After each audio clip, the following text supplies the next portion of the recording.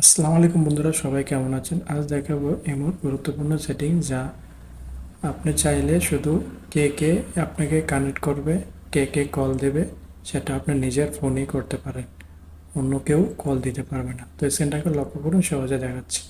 তো আমরা প্লে স্টোরে চলে যাব। প্লে স্টোরে যাই এমনটা সার্চ বারে সার্চ লিখে ওপেন করে নেব, আপডেট দিয়ে নেব। তারপর এখানে মানুষের মতো আইকন আছে, এখানে এটাতে যাব।